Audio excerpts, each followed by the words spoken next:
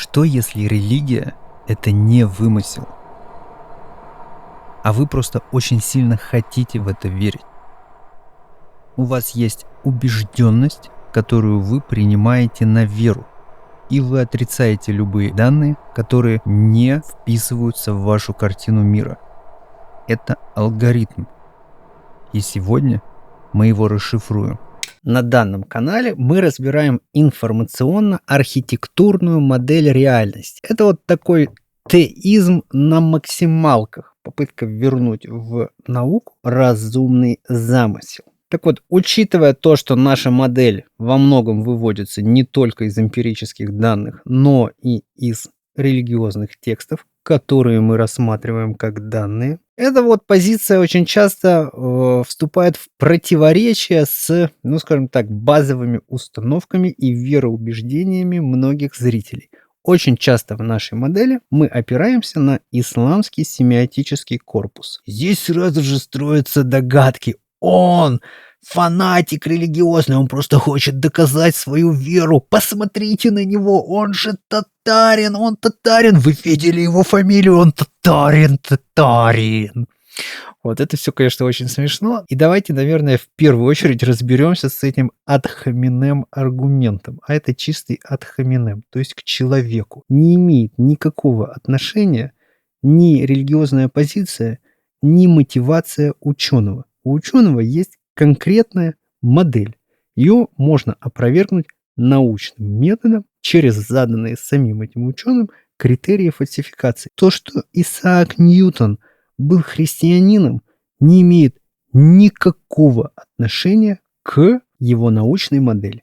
По вашей логике, если человек является мусульманином, а я являюсь мусульманином, вследствие вся его наука, все, чем он занят, это вот лженаука. Докажите это. Покажите, где в нашей модели ошибка, где в ней нарушается логика, где она опирается не на эмпирические данные, не на факты. Пока вы не найдете ошибку, ваш аргумент — это просто психологическая защита.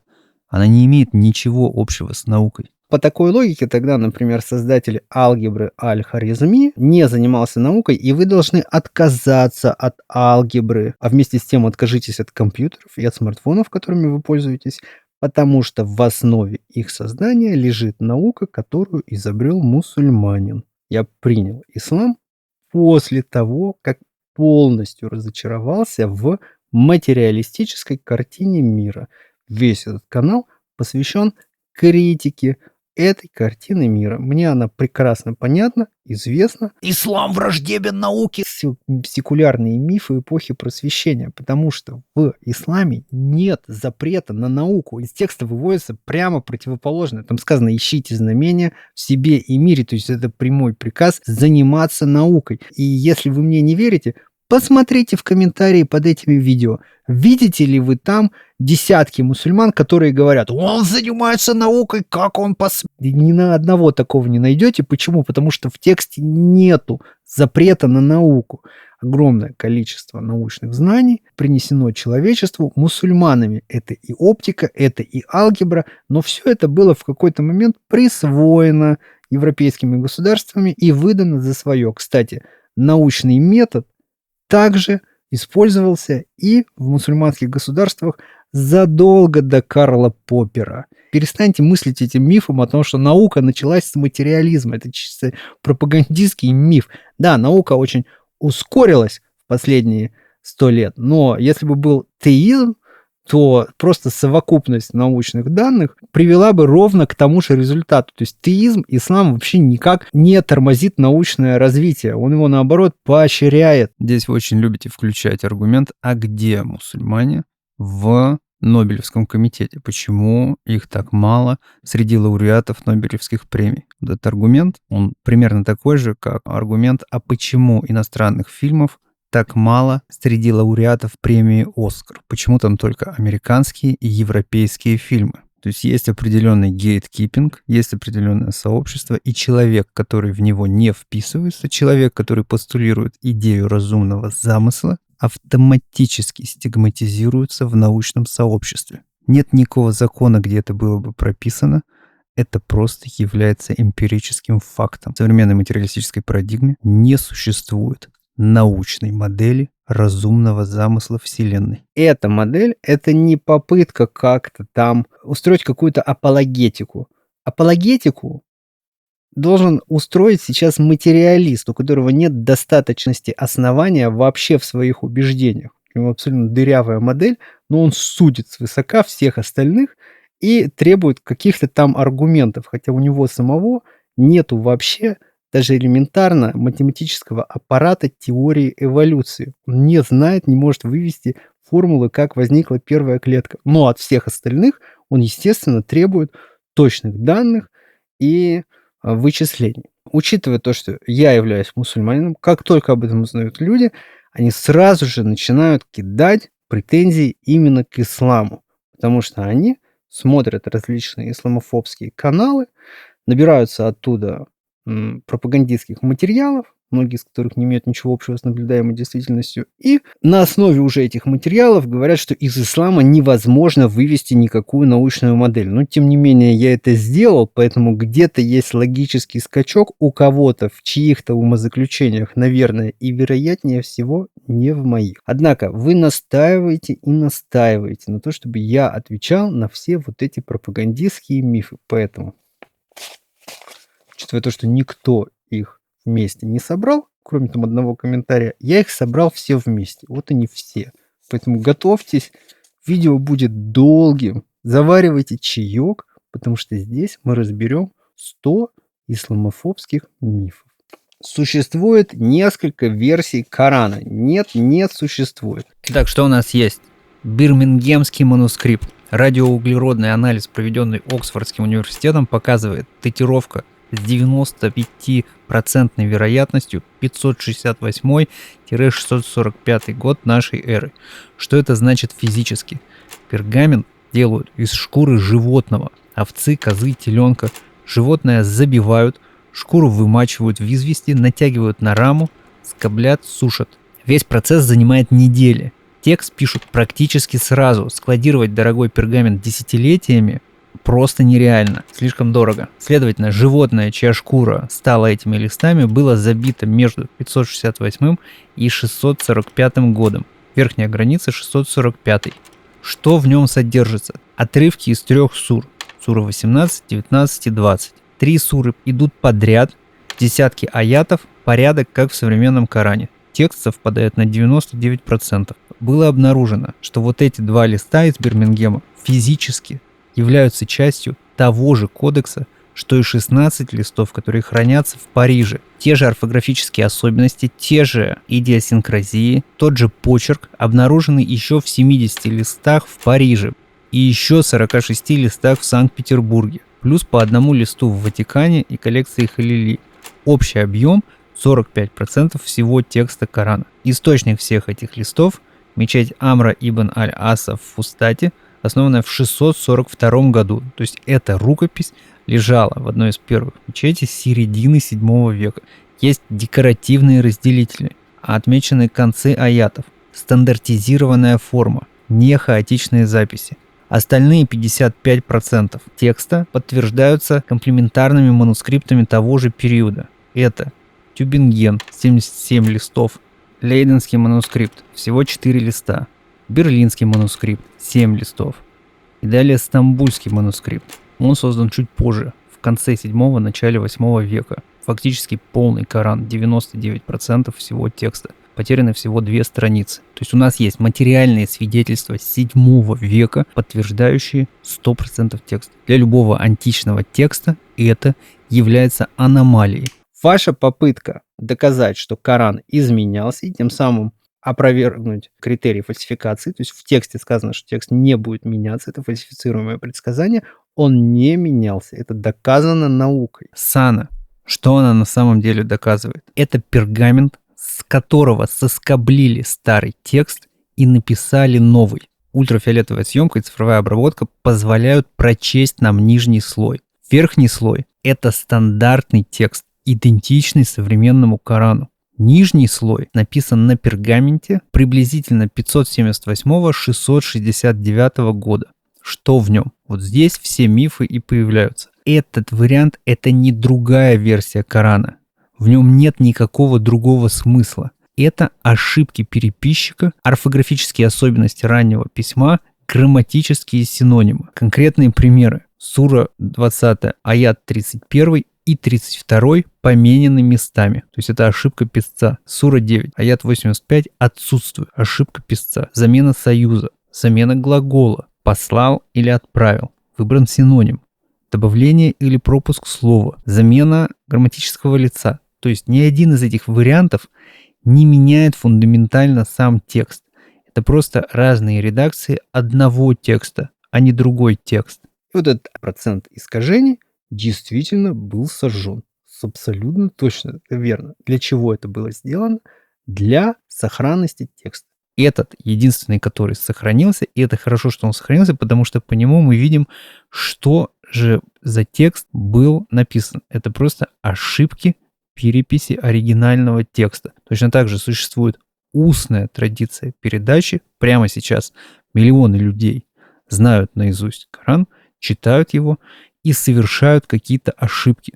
Если кто-то совершил какую-то ошибку, другой человек сразу же его поправит. Вот что представляет из себя сана. Все эти варианты, где текст хотя бы немножко отличался от стандарта, были уничтожены, чтобы ошибки не распространялись дальше, что признают все академические школы. Этот текст является аномалией в сфере сохранности среди всех остальных религиозных текстов. Но есть 30 Коранов, принесите их мне. Где эти 30 Коранов? Я их очень хочу почитать.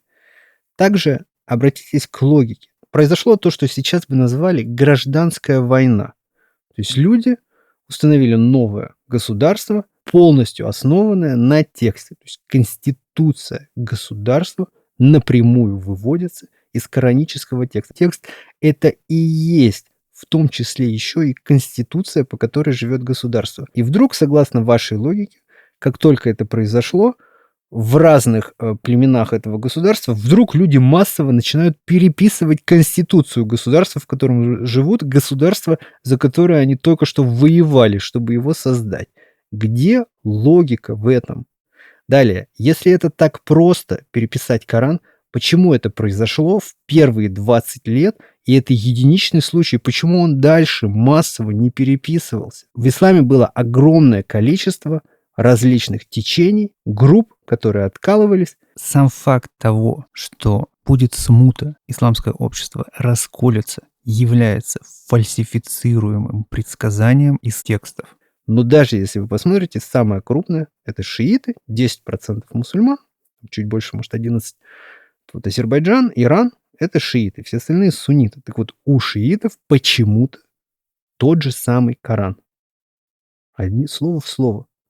Хотя они по-другому его интерпретируют. У них другая эсхатологическая доктрина совершенно. А текст тот же самый.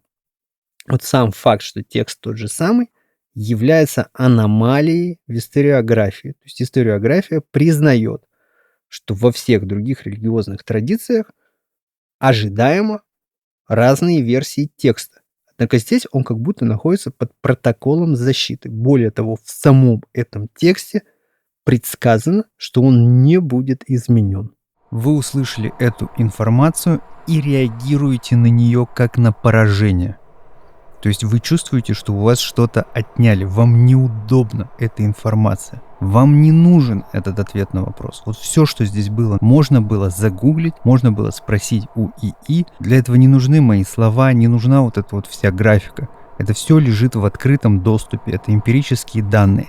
Но вы отрицаете их, потому что они вам неудобны. Вы берете из них удобный вам факт, например, что бирмингемский манускрипт – это всего 2 страницы в изначальной форме, а все остальные отрицаете. То, что там есть еще 16 парижских страниц, еще 70, эта информация вам не нужна. Вы используете то, что называется аргумент отдробления. Вот как строится миф. Берется один факт, и на нем уже строится отрицание всех остальных. Якобы Бирмингем доказывает всего 2 страницы. Или якобы Сана доказывают искажение текста. То есть сама информация, что это не так, она подтверждает, что текст не менялся. Сам факт этого пергамента подтверждает редактуру. Но вам не нужен этот довод. Вам неудобен этот довод. Почему это происходит?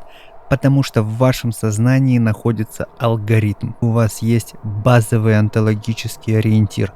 Основа как прошивка BIOS. Вот это основа, это и есть ваша вера. Даже атеизм является верой. Это ваша удобная картина мира. Ответ кроется в простом утверждении. Религия, она неудобна, максимально неудобна, потому что она требует от вас подчинения. Поэтому вы выдумываете себе свою религию или миф, в который удобнее верить. Религию же вы отрицаете дорационально. То есть вы уже убеждены в том, что вам это не нравится. Вы не ищете ответ на вопрос, вы ищете зацепку, как откинуть, вытеснить сам вопрос. То есть дорационально его отрицать. Это и есть когнитивное вытеснение неудобных данных. Вы хотите, чтобы текст оказался неправдой. Вам не нужен на самом деле вот человек, который все это объясняет на Ютубе. Вы его не хотите смотреть. Вы хотите смотреть тех исламофобов, которые вам скажут, что все ложь. Вот на самом деле ваш запрос. Так вот, это не имеет ничего общего с наблюдаемой реальностью. Отмененные аяты! Что-то там искажалось, переписывалось все. Реальность. Коран не спосылался в течение 2 десятков лет. Не сразу какие-то аяты и предписания не спосылались первой группе мусульман, например, молиться всю ночь. Потом, когда ислам стал распространяться, эти аяты для небольшой группы первых мусульман были отменены. Точно так же есть и другие отмененные аяты. Например, запрет на алкоголь также не спосылался постепенно, не сразу. Если какой-то аят отменялся, он сразу же заменялся другим. Что здесь непонятно? Что не так? Все хадисы – это подделки. Институт передачи хадисов – это единственный институт, существующий вообще в истории человечества, достоверной передачи информации. Если вы отрицаете этот институт, опять же, из вот таких вот каких-то соображений ксенофобских, то тогда каким текстам вы вообще можете доверять? Есть ли какой-то институт, который вот достоверно вы можете быть уверенными, что, например, тексты Платона – это действительно тексты Платона или тексты Аристотеля? У них вообще нет никакой системы передатчиков. То есть, если вы отрицаете хадисы, если это все недостоверные сообщения, ну тогда отрицайте вообще любые исторические тексты в принципе. Потому что на самом деле доверять хадисам, учитывая то, что у них есть вот этот институт передачи, здесь есть основания. Более того, из всех хадисов на самом деле, они все существуют в рамках единой онтологической модели. То есть, как только там добавляется что-то новое, фигня, она сразу же чувствуется. То есть, как подложный хадис, это, как правило, попытка протолкнуть что-то новое в религию, там, какую-то семью, какой-то клан или какой-то ритуал, которого не было, который не выводится из исходного текста и из вот основного кластера хадисов. То есть это всегда на самом деле видно даже без вот этой цепочки передатчиков. Ты чувствуешь, когда хадис реально является какой-то лажей. И когда ты видишь такой хадис, ты потом смотришь и понимаешь, что, да, вот хадис действительно слабый, или он вообще считается подложным. Ну, как бы отрицать эту традицию, ну, это уже такой ксенофобский больше акт. Далее самый смешной аргумент, так называемая исламская дилемма, но он активно продвигается на Западе, и вы хаваете все это, хотя в нем просто элементарно нету смысла. Значит, аргумент звучит каким образом?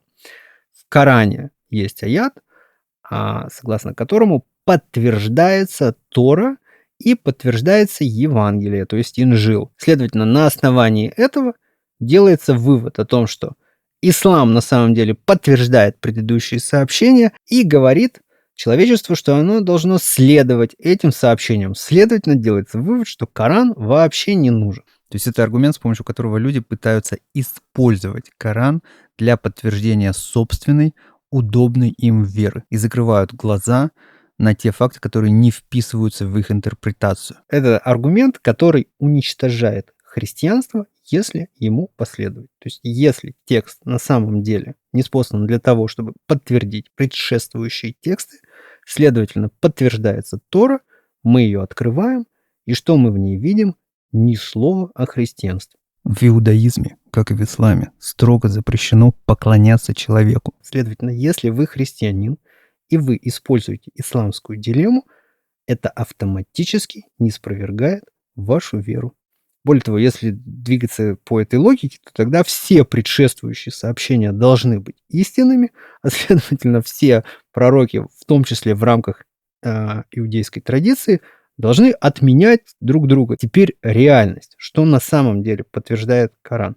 Он подтверждает, что все эти сообщения действительно были от Бога, то есть они не придуманы изначально людьми, однако многое в этих сообщениях искажалось, реинтерпретировалось самими людьми. Там есть аят, согласно которому люди должны следовать именно тому сообщению, которое ниспосылалось, а не своим интерпретациям этого сообщения. Вот о чем там на самом деле идет речь. Так называемая исламская дилемма может существовать только при игнорировании неудобных данных. То есть аяты об искажении просто игнорируются. По факту она является худшим объяснением самого Корана с точки зрения ИБЕ, выводу к наилучшему объяснению. Следовательно, исламская дилемма – это просто детский аргумент. Совершенно у него нет абсолютно никакого основания. Он полностью основан на неверной интерпретации аята. Это не научный подход. То есть вы не ученые. Вы эмоционально настроенные люди, которые ищут подтверждение собственной веры. Мусульмане поклоняются другому богу, это бог Луны. Абсолютно нет. Согласно кораническому тексту, в авраамических религиях все поклоняются одному и тому же богу. Нет никакого отдельного мусульманского бога, как и нет никакой отдельной мусульманской логики, о которой вы очень любите говорить. Есть одна единая логика в истории человечества. Ислам полностью украден, все списано с Библии один в один. Значит, еще раз. Согласно исламу, различные пророческие фигуры посылались ко всем народам на протяжении истории. Все они несли одно и то же сообщение единобожия. Если какой-то пророк пришел раньше, это не значит, что другой пророк все у него украл, списал и так далее. Это вот позиция материалистической парадигмы, которая так и постулирует, что все религии – это просто заимствованная культурная диффузия. Люди все добавляли от себя и все придумали. Материализм требует принять нефальсифицируемую догму. Сверхъестественного не существует. Это постулат XIX века, который не имеет ничего общего с эмпирическими данными 21-го, где 97% Вселенной ненаблюдаемо. Материализм спокойно называет это физикой. А когда ты показываешь ему архетипы потопа и сотворения из глины у шумеров, в Древнем Китае, майя и в Коране, он говорит, это просто миф. Если сравнить эти два объяснения по выводу к наилучшему объяснению ИБЕ, то модель материалиста – это миллиард совпадений, которые ты должен принять на веру. Модель ислама – единое послание, которое искажалось, но всплывает в каждой культуре. Что вероятно, что 97% невидимой материи – это случайность, или что Творец просто не обязан показывать весь код. Материализм – это единственная религия, которая утверждает, что ее же собственные слепые пятна доказывают ее правоту. Ислам же оказывается научнее материализма, потому что постулирует, есть то, чего вы не видите, но оно есть. Если сравнить два этих критерия по выводу к наилучшему объяснению, то лучшее объяснение, что они действительно несли все одно и то же сообщение. Есть, да, разные религии, разные сообщения к разным народам, и чем вот спорить об их отличиях, давайте лучше придем к какому-то единому общему знаменателю. Вот это будет более конструктивно. Мария, сестра Харуна, ошибка в Коране, еще какая-то там ошибка в Коране. Причем на эти все вещи есть ответы просто из первых уст, то есть к пророку, саллиллаху алейхи вассалям, 1500 лет назад, точно так же, как вы, подбегали люди и говорили, а вот как же это так, а вот как же это так, объясните нам. И он это объяснил. Сыны Израила называли своих детей именами великих пророков и праведников прошлого. Все. Одно предложение, которому 1500 лет. И миф разбит. Далее, как вообще работают все эти аргументы против истинности текста? Везде используется одна и та же стандартная схема, ровно такая же, как и в аргументах против сохранности текста. То есть берется сообщение, конкретный аят, из него вырывается фрагмент. Этому фрагменту навязывается редукционистское, буквалистское или физикалистское значение. Контекст выкидывается. Другие аяты, которые проясняют смысл, игнорируются. Все, что не вписывается в навязанную схему, объявляется мистикой или просто ошибкой. То есть, например, берется глагол «разослал», которому посредством логического скачка навязывается узкий геометрический смысл. При этом игнорируется нарративный контекст и другие аяты, где Земля описывается как круглая. На основании этого одного аята и глагола «разослал» делается через логический скачок вывод о том, что текст противоречит современной науке и утверждает о том, что Земля плоская. Или берется аят «Солнце заходит в мутный источник». Сообщение выдирается из контекста и редуцируется до императива. И дальше на этом строится дальнейшая стратегия по дискредитации всего текста. Аят, стоящий перед этим, в котором сказано, что он увидел то, как солнце заходит в мутный источник, игнорируется. Или далее. Коран ошибся в эмбриологии. Также строится на буквалистском прочтении аята и игнорировании других данных. Берется аят. Потом создали кости и одели кости мясом. Сразу кричится ошибка. Кости формируются только на втором триместре, а мышцы растут параллельно. Теперь факты. У плода сначала формируется хрящевая модель скелета. Хрящи появляются до костей. Они состоят из тех же клеток. Хондробластов, фибробластов, коллагена второго типа, из которого потом строятся и мышцы, и кости. Хрящ – это и есть предкостная ткань. Когда эмбриолог говорит «образовались кости», он имеет в виду окостенение хрящевой модели. А мясо мышцы формируется между этими хрящами в той же среде из тех же мезенхимных клеток. Требовать, чтобы древний текст перечислял хондробласты, остеобласты, миобласты – это не научная критика. Это дорациональное отрицание. Теперь вдумайтесь вообще в сам факт. То есть вам нужно с лупой просто искать какой-то один термин, интерпретировать его определенным образом, и только на этом можно построить какой-то аргумент. Почему текст вообще не содержит ошибок? В то время была общепринята научная модель преформизма. То есть считалось, что готовый человек содержится уже в семени и потом формируется. Где ошибки? Почему в тексте нет ни одной научной ошибки? Почему текст постулирует нефундаментальность времени до общей теории относительности Эйнштейна? Почему текст говорит о расширяющейся Вселенной и о ее начале до парадокса Ольберса, до Большого взрыва? Почему вообще по Байесу рассчитайте, какова вероятность, что текст, написанный 1400 лет назад, вообще хотя бы минимально, я не говорю в точности, как это есть, я говорю, хотя бы минимально будет отвечать нашему пониманию, нашей научной картине мира. То есть сам факт, что вам нужно найти одно слово, чтобы на его основании через дробление отрицать весь текст, уже указывает о том, что вы не замечаете слона в комнате даже близко. Это не научный анализ. Вы не анализируете тексты. Вы специально поместили текст в раздел религиозных мифов в черный ящик и закрыли его. Вы назвали себя победителями без боя. Вы даже не вышли на поле боя. У вас нет никакой модели, чтобы отрицать текст. Вы никак не доказали его рукотворность. Это называется не анализ. Это называется априорно принятая предпосылка до рационального отрицания. Наука так не работает. Лошадь, которая взлетела на небеса. Ерунда то, что вы говорите, потому что если вы откроете исламский корпус, вы увидите, что как раз-таки люди, наоборот, негативно реагируют на любые чудеса. То есть они видят ясные знамения, они видят, например, как раскололась луна, и говорят, это просто иллюзия. Сам Коран является главным чудом. Сам факт того, что человек, который не умел читать и не умел писать, вдруг принес книгу, которая вообще не опровергается современной наукой и превосходит ее в своих постулатах, это и есть главное чудо. То есть текст является главным чудом. А дальше уже исламофобы вроде Докинса берут отдельные элементы и делают из них соломенное чучело. Нет, пророк, саллаллаху алейхи вассалям, не поднимался на небеса на лошади. Лошадь, бурак, была дана ему для того, чтобы совершить быстрое путешествие в Иерусалим, молниеносное. Это, да, одно из чудес. А вот каким образом был осуществлен уже переход на небеса, переход между уровнями архитектуры, на самом деле конкретного механизма нету.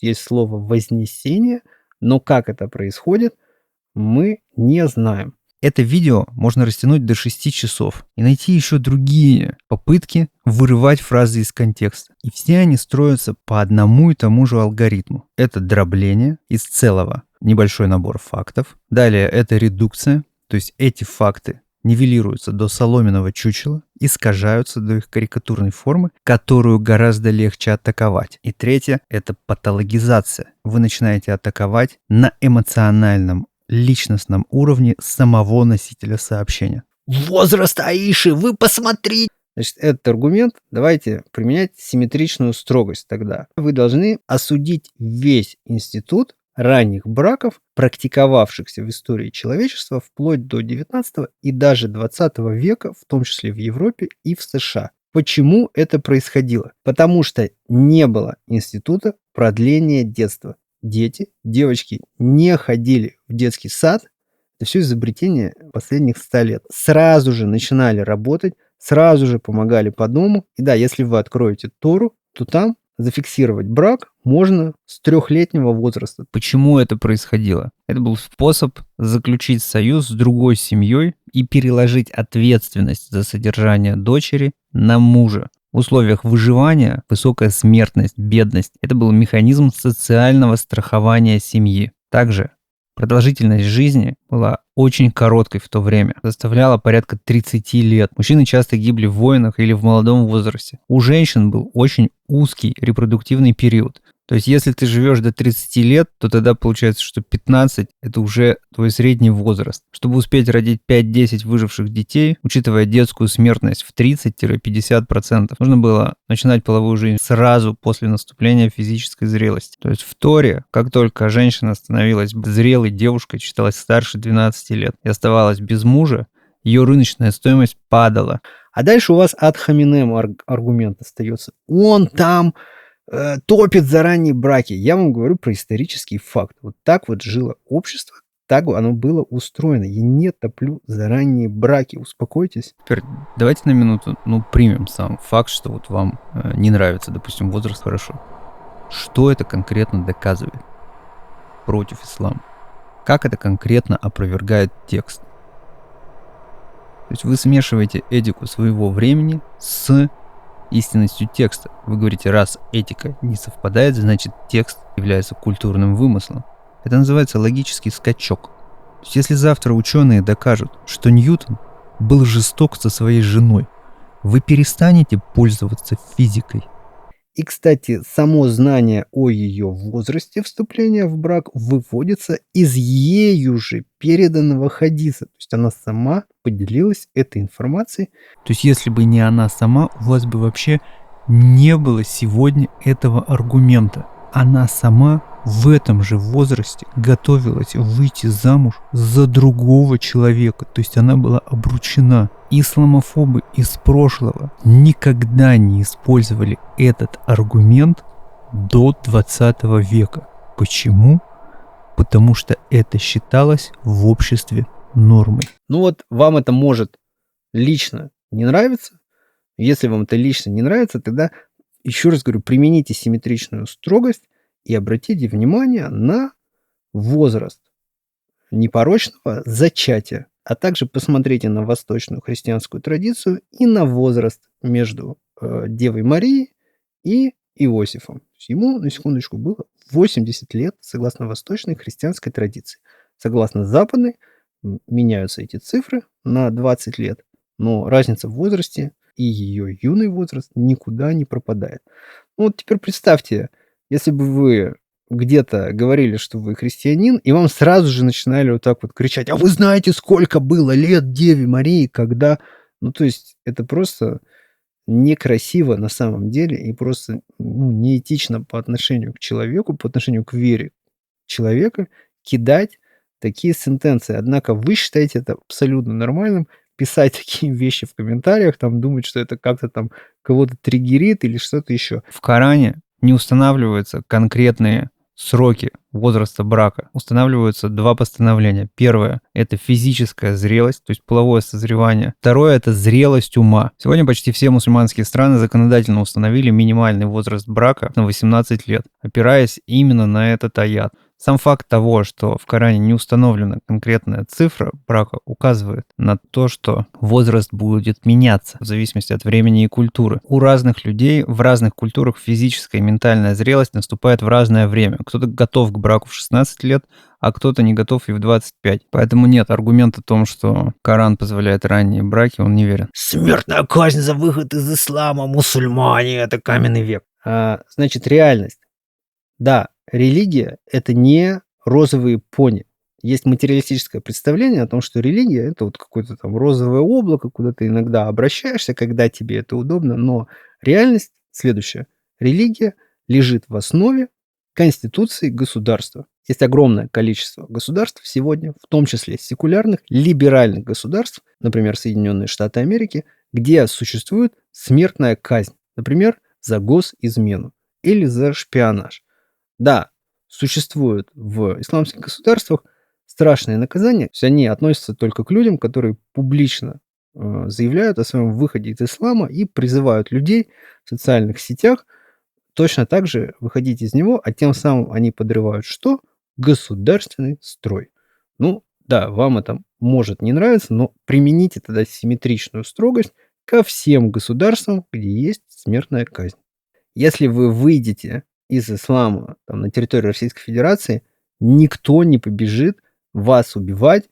Это полностью запрещено в исламе. То есть в исламе ты не имеешь права исполнять какие-то наказания, быть народным мстителем. В исламе есть строгая иерархия. Есть система судов, которые признают человека виновным или невиновным. Вы же строите нарратив о том, что ислам – это вот такая группа совершенно дезорганизованных бедуинов, глупых совершенно людей, которые вот живут какими-то там средневековыми совершенно законами. Он просто мусульманин, который вербует всех. Террористы в исламе действительно существуют. Точно так же, как существуют террористы-либералы или граждане Российской Федерации, которые сейчас просто тысячами совершают теракты, вербуются через Телеграм, поджигают всякие железнодорожные будки, более того, приносят бомбы на собрания и убивают людей, убивают генералов.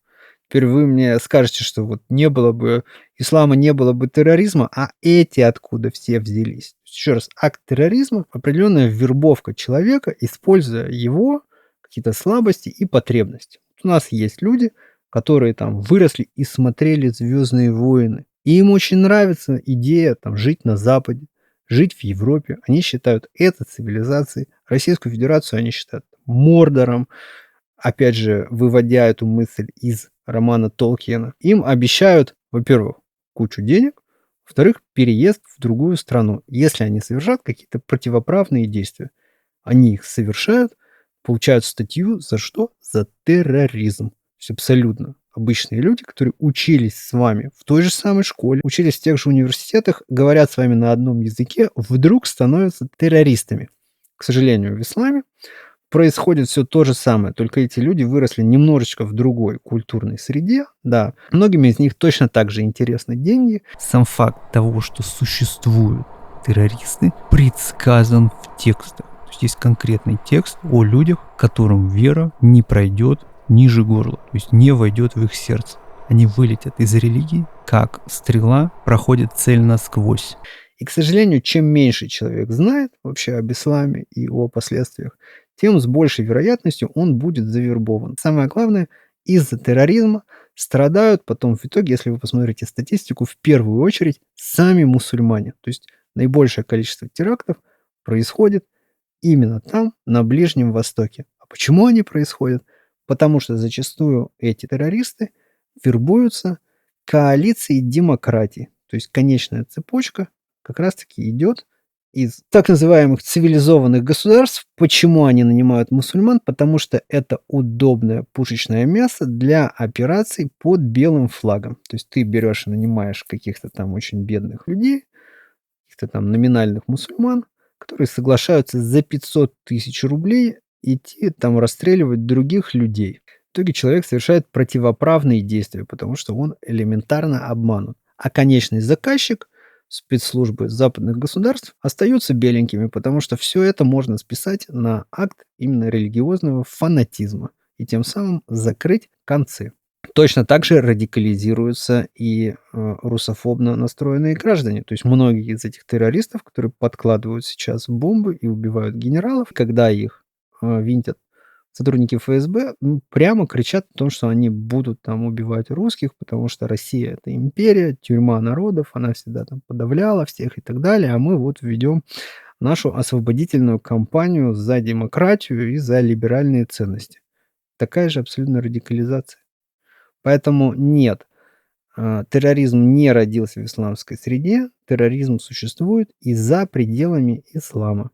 Вот эта концепция, она очень хорошо продается, что вот существует какой-то там религиозный культ, и вот все, кто находится в этом культе, это вот якобы потенциальные террористы. Теперь как-то окунитесь в реальность. 2 миллиарда человек уже на сегодняшний день — это мусульмане. Ну вот представьте, если все эти люди — это потенциальные террористы, вы вообще понимаете, какой угрозой это оборачивается для всего человечества. То есть, на самом деле, если бы это было так, я думаю, человечество уже бы не существовало. Большинство мусульман, это, наверное, будет странно услышать, это мирные люди, и все, чего они хотят — это прожить эту жизнь, чтобы она быстрее закончилась, потому что жизнь для мусульманина — это испытание, а к чему он стремится на самом деле, вложение во что вот он делает здесь — это жизнь следующая. Даже если бы каждый террорист в мире был мусульманином, это объективно не так, но допустим, это опровергало бы ислам, это опровергало бы сам текст. Ответ – нет. Потому что религия – это нормативный текст, а действия людей – это их свободный выбор. Христиане развязывали войны, убивали во имя креста. Означает ли это, что христианство ложно? Нацистская Германия – государство, которое признавало христианство. Означает ли это, что христианство ложно? Где логика в ваших словах? Ислам поощряет самоубийство, самоубийственные атаки. Нет. Есть понятие мученика, есть понятие человека, который умер за веру, да, но ты не можешь это устроить самостоятельно. Человек, который убил себя сам, выводится из достоверного хадиса, в аду будет снова и снова переживать вот этот акт самоубийства. То есть он снова и снова и снова будет переживать собственную смерть, вечность. Нет, ты не можешь убить себя сам, ты не можешь подстроить свое самоубийство, поэтому это все не поддерживается в исламе. Халяль — это индустрия терроризма, деньги идут на поддержку терроризма. Нет, халяль — это не индустрия терроризма. Нету никакой единой индустрии терроризма. Джихад! Священная война!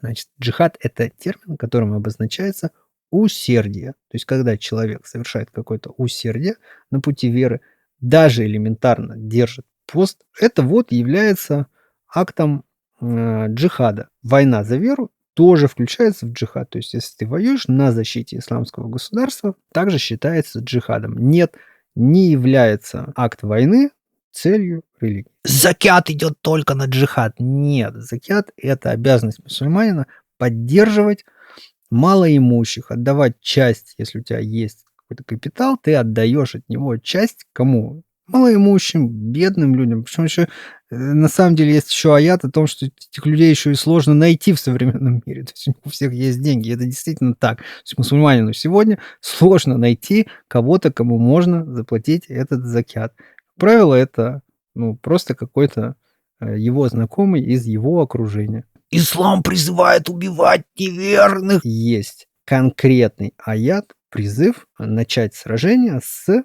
группой арабов, которые не приняли ислам, убивали мусульман, устроили экономическую блокаду мусульманам. В следующем аяте сказано, что если те откажутся воевать, примут ислам, значит, их уже нельзя трогать, нельзя убивать. То есть это, еще раз, конкретное указание конкретной группе лиц в конкретный исторический период. Поэтому правило простое. Воюют только с теми, кто воюет против мусульман. И только пока длится конфликт. Это не убийство неверных. Это называется самооборона. Если вам не нравится эта концепция, проявите симметричную строгость. Российская Федерация делает вас военно обязанным. Если на Российскую Федерацию кто-то нападает, вы обязаны по Конституции Российской Федерации пойти и ее защищать. Это то же самое. Это не призыв для всех мусульман убивать неверных. Более того, само слово «неверный» — это уже соломенное чучело. Есть слово, которое правильно переводится на русский язык как «покрывающий». Покрывающий — это вот тот, кому привели ясные знамения, ясные доводы о существовании Бога, а он все равно придумывает как бы отговорки, пропагандистские уловки для того, чтобы это отрицать. Вот он покрывающий. Это не значит, что ему не может открыться все равно сердце, и он не может, принять истину. Коран был написан ради власти, ради захвата и так далее. Ну, если это так, то, во-первых, страны, которые принимали ислам, если вы посмотрите внимательно, не через призму пропагандистских ресурсов, которые вы так любите, а проведете независимое, беспристрастное расследование, почитайте информацию, все эти государства добровольно принимали ислам. Например, Волжская Булгария за 60 лет до принятия христианства на Руси добровольно совершенно приняла ислам. Хотите верьте, хотите нет. То же самое и на Руси. Был выбор, какую религию принять. То есть никто не стоял с вилами и не заставлял принимать ни христианство, ни ислам. Это был осознанный выбор. В кораническом тексте есть конкретный запрет на принуждение к религии. То есть сам смысл религии заключается в том, что человек добровольно принимает покорность. Ты не можешь заставить его принять покорность. Поэтому в исламе на самом деле не существует института насильственной исламизации. Его просто нет. Очень частый аргумент, который все любят и приводят его не только против ислама, но и против религии. В принципе, это аргумент о том, что религия создавалась только как инструмент захвата власти и для мобилизации сторонников для захвата земель. Этот аргумент, как и все остальные, строится на игнорировании эмпирических данных. Игнорируется, почему из постулатов текста сегодня можно вывести научную модель, например, объясняющую квантовые парадоксы, нелокальность, объяснить трудную проблему сознания, сверхдетерминизм, свобода воли. А в Коране уже тогда утверждалось: все записано в ясной книге. Почему текст задает критерии своей фальсификации? Там говорится, что вы не найдете в тексте ни одного противоречия. Люди ищут и не нашли. Каждый новый научный факт, расширение Вселенной, эмбриология, круглая Земля, небесные тела, плывущие по орбитам, а не прикрепленные к сферам, которые крутятся вокруг Земли, как постулировалось в геоцентрической модели. Текст опережает научное познание. Это не текст, написанный ради власти. Это текст, который умнее своих толкователей. Настоящий диктатор пишет законы под себя, под сегодня. Почему текст, написанный в VII веке в пустыне, до сих пор актуален? Законы о справедливости, запрет на ростовщичество, защита сирот. Это не власть, это античная социальная инженерия, которую капитализм до сих пор не переварил. Если бы текст создавался только для мобилизации, зачем ему быть таким сложным? Этот нарратив очень хорошо продается. То есть исламофобия. Большинство из вас, скорее всего, никогда в своей жизни у вас не было там родственников мусульман, знакомых мусульман. Вообще велика вероятность, что мусульманин сейчас, это вот вы первый раз вообще его слышите в своей жизни, смотрите на него через экран смартфона. Невозможно просто вот так вот брать огромную группу людей в разные периоды истории и мазать их всех вот одной краской, как каких-то там, сумасшедших бедуинов, которые порабощают. Их главная цель — это якобы порабощение всего на свете. Нет, не порабощение других государств. Более того, установление там мирового ислама не является целью религии. В кораническом тексте ясно сказано, что люди созданы разными, люди созданы верующими и неверующими. Это необходимое условие для испытания. Если бы Бог хотел, Он бы сделал всех людей верующими. Тогда люди были бы как роботы. Между ними не было бы различий, не было бы опыта, к которому они набирались в этой жизни. То есть эта жизнь именно такая, какой должна быть. Да, у мусульманина есть, конечно, задача не поощрять какие-то противоправные действия, какие-то харамные поступки, но это не значит, что его цель на земле — это сделать так, чтобы вокруг были одни только мусульмане. Это не выводится из коранического текста. Коран на арабском языке — это захват арабами всего мира. Во-первых, нет. Даже первые мусульмане не были строго арабами. Были эфиопы и другие. Во-вторых, да, Коран на арабском языке, и он остается на арабском языке в рамках его сохранности, но при этом переводы не запрещаются. Существует огромное количество переводов Корана. То, что он на арабском языке, не мешает религии быть мировой. Сейчас, если вы посмотрите внимательно, 10% от числа мусульман — это арабы. Всего 10%. То есть 90% Малайзия, Индия, Япония. Есть и татары, и башкиры, и казахи. Везде огромное количество мусульман. Ислам просто создан ради того, чтобы получить власть и женщин и так далее. Ну, я уже разбирал это в другом ролике, можете его посмотреть. Он называется «Сигнал». Значит, если это так, тогда человек выбрал наиболее сложный путь для достижения наиболее простой цели. То есть эту цель можно было достичь гораздо более простым способом. Ни один другой человек в человеческой истории после этого не получил власть, используя этот же политический инструмент. То есть никто не заявлял себя пророком, потому что как только ты себя заявляешь пророком, ты берешь на себя ответственность отвечать на вопросы. Если ты не можешь предсказать будущее, если ты не можешь ответить на какой-то вопрос, если ты чего-то не знаешь, это сразу же делегитимизирует твой статус. То есть это очень сложно в реал-политик получить власть, назвавшись пророком. Другой частый аргумент — это если бы текст был от Бога, он бы отменил рабство. Аллах Субхану ва Тааля не отменил рабство, потому что это вызвало бы экономический коллапс. Миллионы рабов остались бы без крова, еды, защиты и смысла. Это не милосердие, это катастрофа. И мы видели уже нечто подобное с отменой крепостного права на Руси. Аллах Субхану ва Тааля не отменил рабство по той же причине, по которой он не отменил бедность, болезни и смерть. Мир — это испытание, а не рай. Испытание властью, деньгами, слабостью, зависимостью, нуждой, положением. В Коране сказано: выкупайте рабов, давайте им свободу, кормите сирот, не принуждайте. Теперь самое главное. Слово «раб» в русском языке этимологически однокоренное со словом «работа». Современный западный капитализм, который так любят материалисты, не отменял рабство, он лишь его переименовал. Ты работаешь 8-12 часов в день на кого-то, кто владеет средствами производства. Твоя зарплата — это выкуп за то, чтобы ты не умер с голоду. Ты зависишь от начальника точно так же, как раб зависел от хозяина. Разница только в том, что у раба была возможность выкупиться, а у тебя ипотека на 30 лет. Современный мир просто придумал слово «наемный сотрудник» и продолжает эксплуатировать человека. Кто-то рождается богатым, кто-то бедным, кто-то свободным, кто-то в оккупации. Ислам не обещает рая на земле. Он дает инструкцию, как в этих условиях не стать зверем. Вы же требуете от Бога отменить собственную ответственность и создать рай на земле здесь и сейчас. Этого не будет. Сатанинские аяты есть сатанинские аяты в Коране. Это очередная ерунда. Значит, был ниспослан аят о том, что шайтан подбросил что-то. Не было такого пророка, которому шайтан бы не подбросил что-то в речь.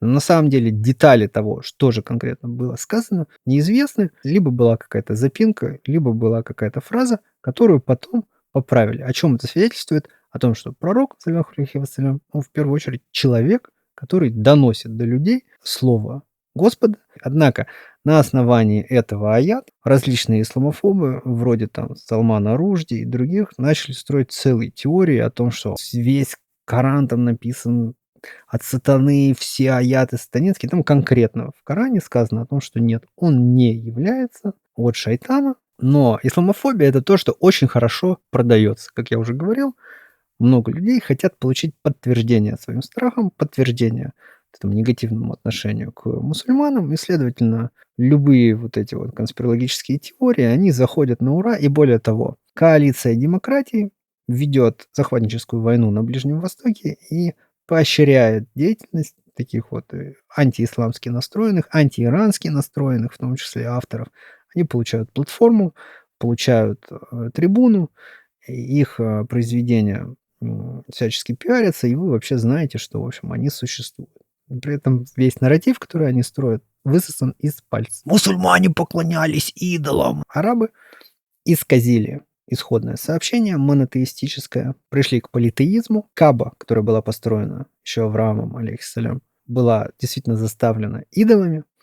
И из различных деревень там был построен бизнес, приезжали племена, чтобы поклоняться этим идолам. Ислам вынес из Каабы всех этих идолов и вернул истинное монотеистическое сообщение. Что здесь непонятно? То есть это идет, совершенно соразмерно всей онтологической модели о том, что да, в начале монотеизм, сменяется политеизмом, но потом политеизм может быть обратно сброшен к исходному сообщению.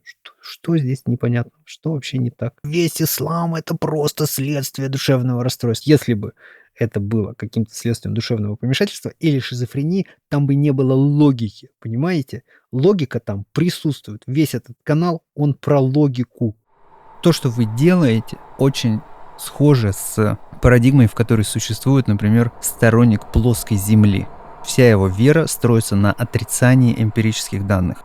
Вы отрицаете эмпирические данные религиозных текстов, вы отрицаете критерии фальсификации, которые заданы в самом тексте, в тексте Корана, например. Вы делаете вид, что это культурный вымысел, и у вас нет никакой достаточности основания, чтобы в это поверить.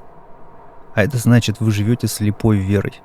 Мусульмане мечтают о халифате, они мечтают о мировом господстве. Нет, еще раз я повторяю, мусульмане мечтают прожить эту жизнь, честно, чтобы она быстрее закончилась. Вот о чем они мечтают. Потому что они верят в то, что истинная жизнь, жизнь следующая. Эта жизнь никогда не будет идеальной. Мусульмане никогда не будут идеальными. Общество никогда не будет идеальным, потому что эта жизнь, это временная, нестабильная тестовая среда, в которой присутствует несправедливость. В эсхатологическом сценарии несправедливость нивелируется, уравновешивается справедливостью. Даже безрогая овца получает компенсацию от рогатой, которая ее притесняла. То есть вот все то, что здесь вам не нравится, вся несправедливость, она же не нравится и Богу. Бог восстановит справедливость. Вот что выводится из коранического текста. Ислам оправдывает кровную месть. Кровная месть – это конкретные адаты и традиции конкретных народов. У чеченского народа, где-то еще. Кровной мести не существует. На самом деле она не выводится из исламского сообщения. Ислам угнетает женщин. Нет, еще раз. Женщина сама принимает покорность и сама выражает это в ношении платка. Почему она это делает? Потому что тем самым она перестает продавать свою красоту другим мужчинам. То есть она понимает, что прелюбодеяние запрещено в исламе. Ты не можешь просто так взять, снять девочку в баре и пойти с ней в какой-то туалет. Это категорически запрещено, это харам в исламе. Поэтому женщины одеваются скромно для того, чтобы не провоцировать других мужчин на прелюбодеяние. А сами другие мужчины обязаны опускать взор, не рассматривать других женщин. Что же предлагает секулярная либеральная модель альтернативная? Инверсию этой логики. То есть женщина в капиталистической среде – это товар, она продает себя, она является ценностью, пока у нее красивое тело, красивая внешность. Как только это тело переходит какой-то там возрастной порог, женщины страдают комплексами, стремятся совершать всякие пластические операции и делать себе губы, потому что они чувствуют, что они не соответствуют тем стандартам, которые на них накладывает капиталистическое либеральное общество. Кто кого как заставляет одеваться? Теперь, внимание, вопрос. Ответьте мне, пожалуйста. Кто кого заставляет? Это вы смотрите все вот эти пропагандистские видосы на Ютубе о том, какой был прекрасный Иран, где женщины ходили без блузок. А вот сейчас их заставили опять эти мужики. Мужики ничего не заставляют делать. Ты не можешь никого заставить носить платок. Эта женщина делает сама. И более того, пообщайтесь с реальными мусульманками, найдите их, они существуют, и они вам скажут, что они чувствуют себя прекрасно в платке. Гораздо лучше, чем без него. Кстати, более того, христиане, если вы откроете Библию, вы вообще-то увидите, что их христианские женщины обязаны носить платок. Более того, из Библии выводится то, что мужчина вообще должен обрить женщину, если она платок не носит. Ничего подобного в исламе нету. Мусульмане избивают своих жен. Нет, мусульмане не избивают своих жен по примеру пророка, саллаллаху алейхи вассалям. Есть коранический текст, в котором указано, что наоборот, последнее, что ты можешь сделать, это поднять руку на свою жену. Если она что-то делает не так, ты в первую очередь обязан разговаривать. Религию придумали мужики, чтобы было 4 жены. На самом деле, ислам сократил количество жен. То есть до этого брали гораздо большее количество жен, оно было сокращено до 4. Нету такого, что это поощрение, это допущение. То есть вы можете взять себе до 4 жен. То есть мужчина берет, наоборот, на себя дополнительную ответственность быть справедливым к этим женщинам, содержать их и так далее. Вы же топите за вот больше греческую и римскую систему права, где у мужчины одна жена, но бесконечное количество любовниц. То есть абсолютно никак на законодательном уровне не запрещается заводить какие-то отношения вне брака. Отношения вне брака полностью запрещены в исламе. Также, если вы посмотрите на количество людей, то мужчин на самом деле всегда чуть-чуть меньше, чем женщин. Плюс, когда еще идут войны, их количество еще больше сокращается. То есть на самом деле вот это разрешение иметь вот такие браки, оно решает проблему, что женщины остаются одни в какой-то момент. Мусульмане рожают много детей специально, чтобы захватить Европу. Нет, мусульмане не ставят своей целью никакого захвата, никакой Европы. Мусульмане просто не живут теми либеральными ценностями, такими как child-free или ЛГБТ, который запрещен в исламе. Да, они стремятся создавать традиционные семьи. Когда у тебя традиционная семья, с большей вероятностью у тебя начнут появляться дети, чем если ты, скажем так, бегаешь по каким-то там непонятным местам. Гури, гури в раю. Действительно, в раю постулируются гури, однако надо просто понять саму концепцию рая. Гури – это спутницы, обещанные верующему человеку как его вознаграждение и как компенсация за те лишения, страдания, которые он получил в нашем мире. То есть, если у человека была, например, неверная жена, использовала его, абьюзила, там, изменяла ему, его уже ждут гури в раю, которые даются ему как вот нечто лучшее, как компенсация за ту несправедливость, которую он понес при жизни. Далее, если человек умер какой-то мученической смертью, смертью за веру, эти раны, которые он понес, страшные, будут благоухать мускусом. Он получит, 72 гури. И назовите мне, пожалуйста, мужчин, которые, откажутся от этого. Давайте, просто я хочу на них посмотреть. Может быть, это будут такие немного женоподобные мужчины, такие любители сои и Старбакса. Рай не постулируется как какое-то там блаженство души. То есть каждый человек получит новое физическое тело. И более того, рай – это будет социум разных уровней, разных степеней, на которых будут жить все люди, когда-либо существовавшие в человеческой истории, те из них, кто прошел в рай. И вот они будут распределены по степеням, и это будет общество, понимаете? Общество, как бы объединенное единым сердцем. Общество, в котором не будет эгоизма, не будет войн. И да, люди там будут вступать в половые отношения друг с другом, но не будут уже рожать детей, если не захотят этого. А как сказано в текстах, никто уже этого не захочет там на самом деле. Так описан рай, как полноценная, настоящая вторая жизнь. То есть еще раз постулируется, что жизнь – это наша, это лишь игра временная. Настоящая жизнь будет уже по результату вот этой тестовой среды. Она будет там. Мусульмане ждут жизни следующей. Для них пребывание здесь – это как пребывание в тюрьме на самом деле. Ислам постулирует, не будет нового пророка, который принесет новый текст, новый Коран. Это фальсифицируемое предсказание, которое материалисты отказываются подвергать научному анализу. Материалист требует точных цифр, но на самом деле он боится смотреть в глаза фактам. В Коране предсказан эсхатологический сценарий, в котором участвуют евреи, христиане и мусульмане. Евреи за тысячи лет без собственной территории по всем прогнозам должны были ассимилироваться. Сегодня их вообще могло бы не быть.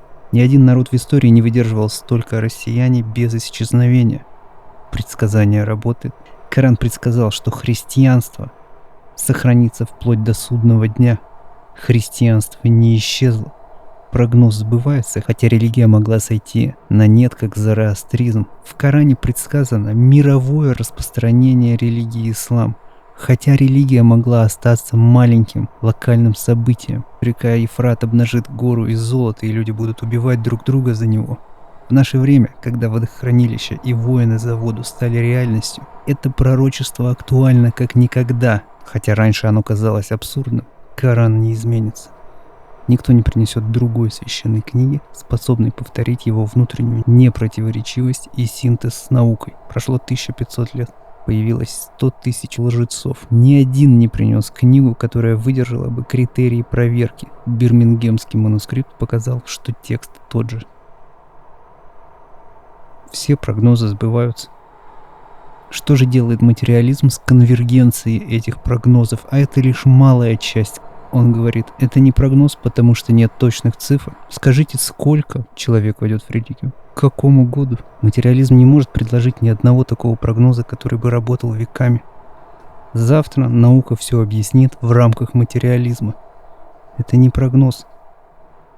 Это вера.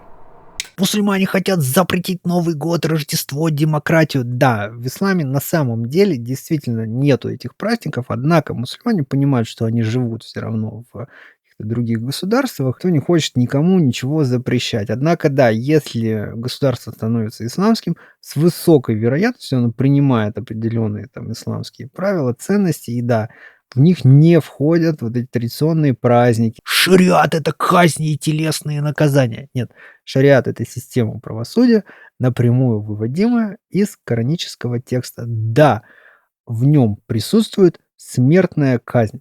Если вы почитаете определенные преступления, которые совершаются сегодня в так называемых либеральных государствах, и те очень легкие наказания, как, например, этот Андерс Брейвик, который сидит и играет в PlayStation 4 в комфортабельном отеле, который почему-то называется тюрьмой, после того, как убил больше 100 человек.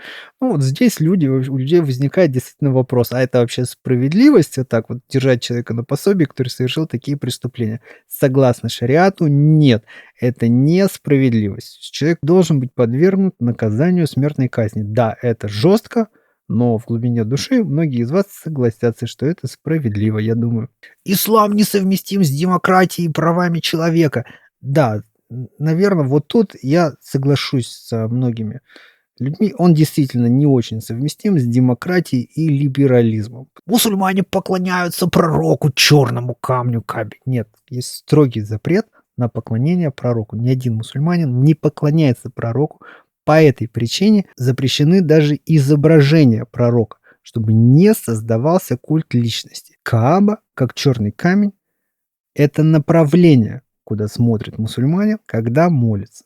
Об этом будет отдельный ролик на канале. То есть это символ, установленный сверху. Мусульмане ничего не понимают в Коране, они его учат механистически. Да, совершенно верно. Огромное количество мусульман действительно знают наизусть Коран. Это традиция устной передачи, которая также способствует сохранности текста. Много мусульман могут не до конца понимать религию. Опять же, я не понимаю, почему это аргумент. Ну, то есть, если у хорошего учителя там выучился двоечник, это не значит, что учитель плохой.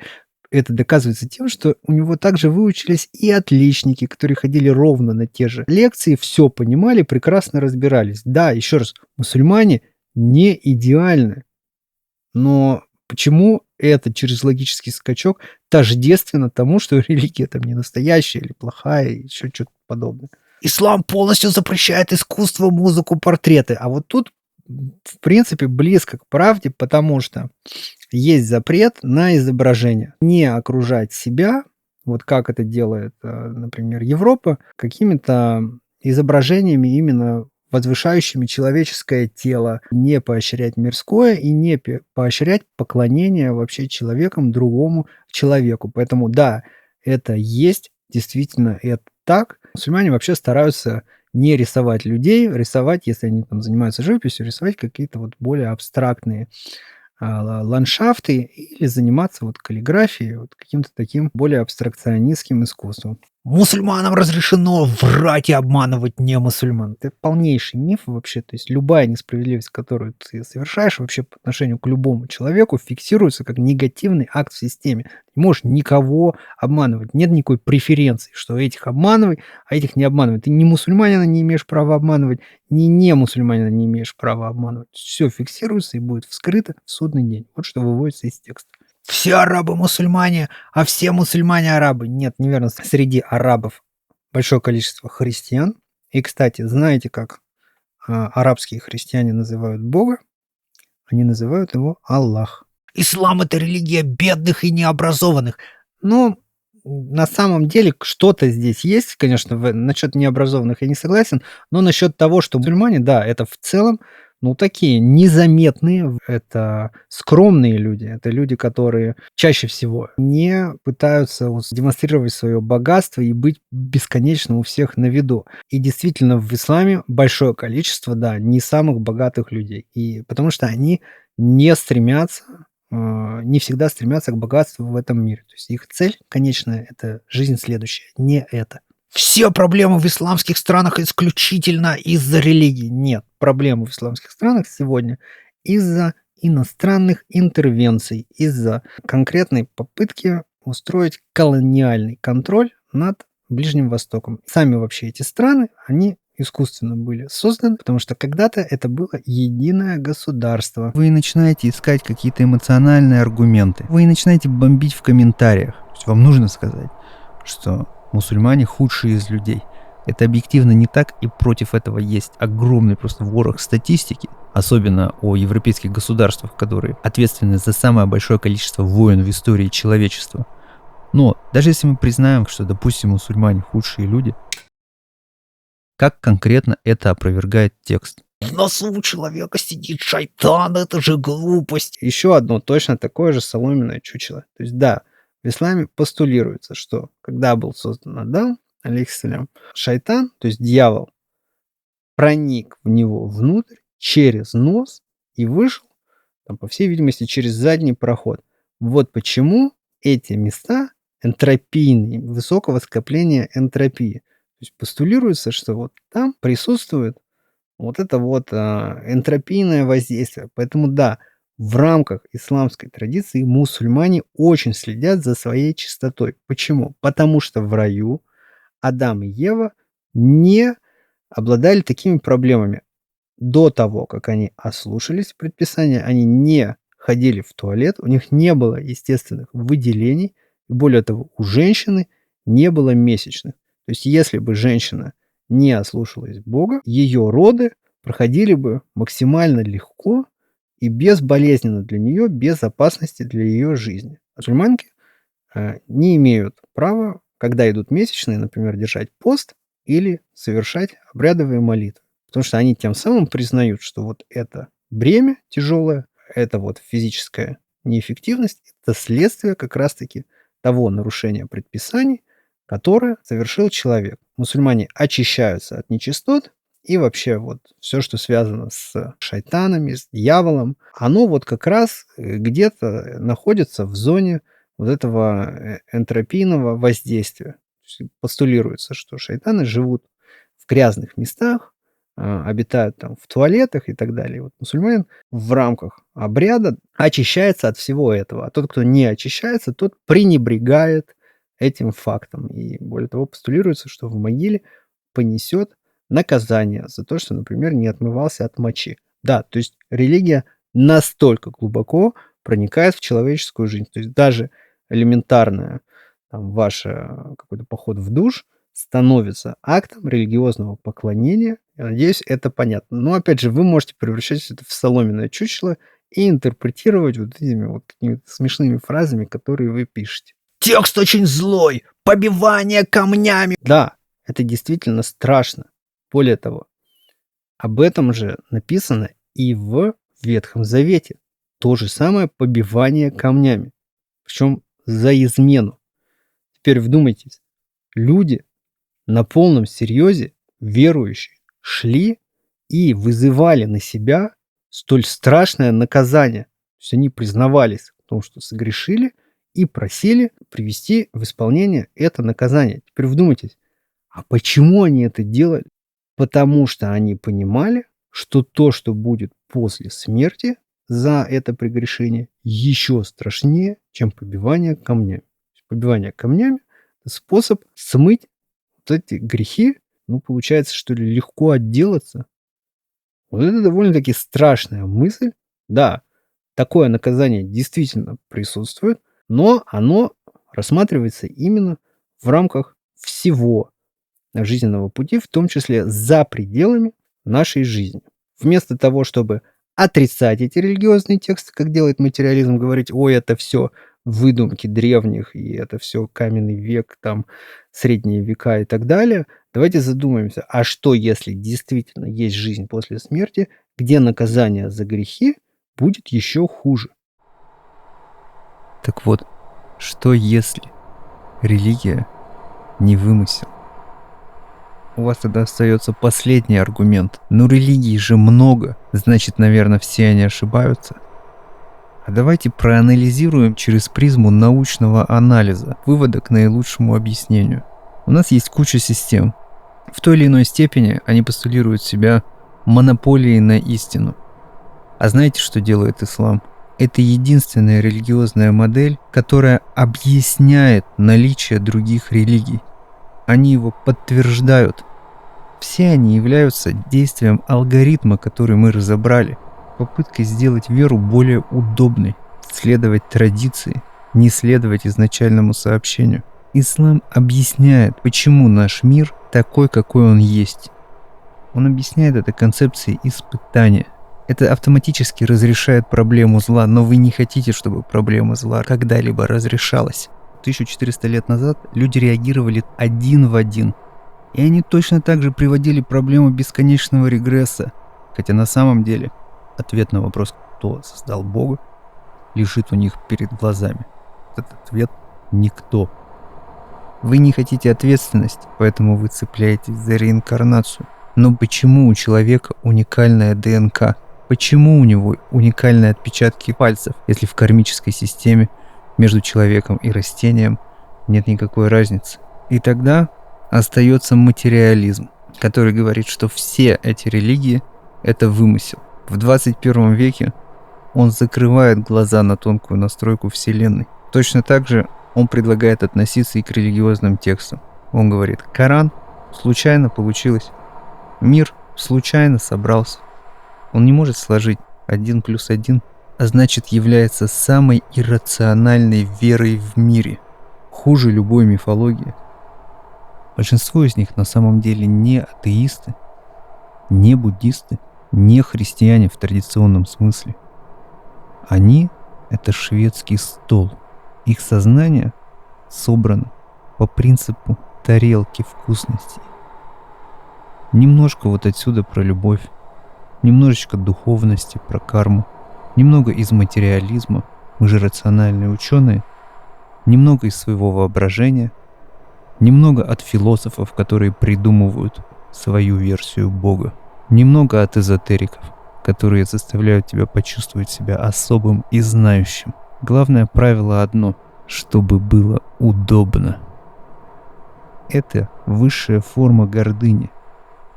Сделать из Бога идола, который тебе удобен, которому все равно, морален ли ты. Выбрать из религии то, что нравится, и отбросить то, что не нравится, а потом назвать это собственной истиной. И из коранического текста выводится, что это самый страшный грех. Грех, который не будет прощен никому никогда. И цена этого греха – вечность. Но миллиарды людей живут так, будто вечности нет. А потом они удивляются, почему в мире хаос, несправедливость, ложь и пустота. Потому что ты поклоняешься не тому, кто создал Вселенную, и не тому, кто задал в ней правила. Ты поклоняешься себе –